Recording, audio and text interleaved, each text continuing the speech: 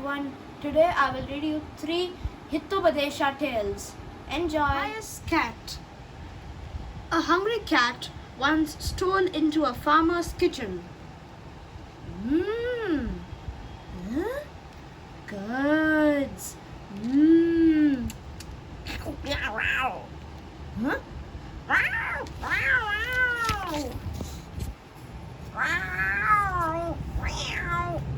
Bang! Oh dear, the rim of the pot is still around my neck. I guess I'm stuck with it. I say, I look good in it. A holy chain for the holy cat. And now to the forest. Huh? She did not try to catch me. What an unusual cat. The curious peacock hopped after the cat. Where are you off to? By this holy necklace of Lord Kedar, I renounce the way of beasts of prey. In the holy river, let's wash our sins away. Come, friend, 2 is better than 1. I'll go with you. Together we'll bathe in the holy Ganga. As the 2 walked on, how strange! They just walked past me without so much as a glance at me. He flew after them. Where are you off to? To the holy Ganga, to wash off our past. For by this necklace of Lord Kedar, I vow to give up sin. Come with us, brother, for 3 is better than 2. I'll come too. Together we'll bathe in the holy Ganga. A little further away, they met a mouse. When he heard where they were going, I've always wanted to go on a pilgrimage. I'll go with you. So the cat, the peacock, the pigeon, and the mouse journeyed on. Till at nightfall, they came upon a hut in the forest. Let's rest here tonight. I will speak to you of dharma and karma. Then we shall sing hymns. It is our duty to protect the living. To kill is sinful. The cat preached on, but her mind was on other things. Soon the devotees stood up. The cat held up the cymbals and began clanging them rhythmically. The devotees began to dance. Faster and faster went the rhythm. The devotees danced on in a frenzy, while the cat's eyes were bloodshot as she dribbled.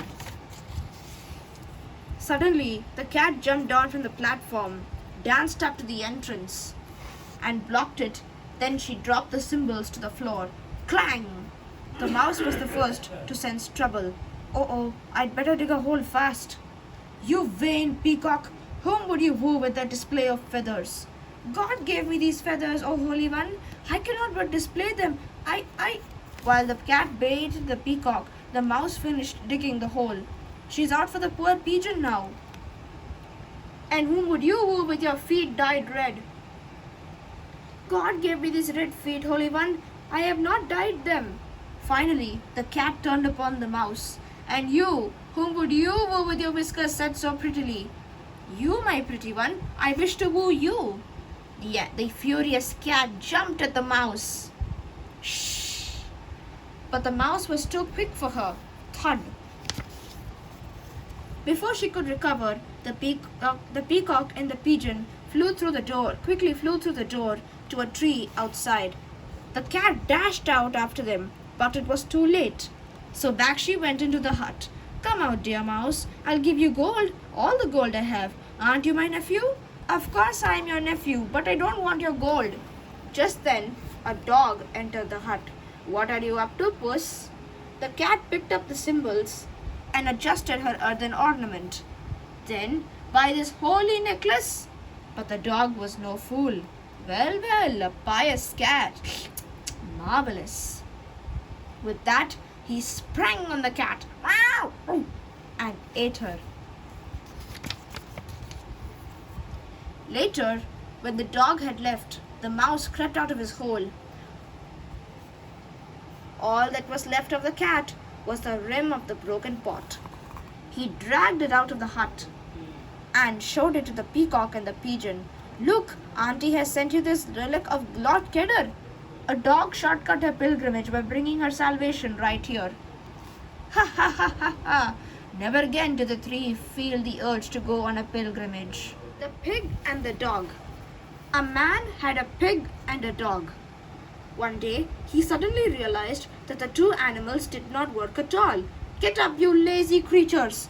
Go and do something useful. Whichever of you does some work might find a place in my house. The pig and the dog went to their master's field. There, the pig plowed the field the whole day long, while the dog slept. In the evening, have you finished? Yes. And I am exhausted. As the pig wearily set off for home, the dog jumped into the field and ran up and down several times and then followed him. That night, what work did you do today? I plowed the field, master. And you? Master, it was I who plowed the field. I will have to find out the truth for myself. The man got up early next morning and went to the field. When he returned, are you satisfied with my work, master? What work? I plowed your field. You liar! I saw only the dog's footprints in the soil. It was he who plowed the field.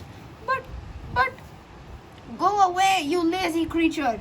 Come, dog, you have done some hard work. You may come into the house with me. Ever since dogs have stayed in their masters' houses and pigs have not been allowed inside. Think before you act. A crane and a crab were good friends. One day, friend, that sneaking thief the snake has eaten up our eggs again.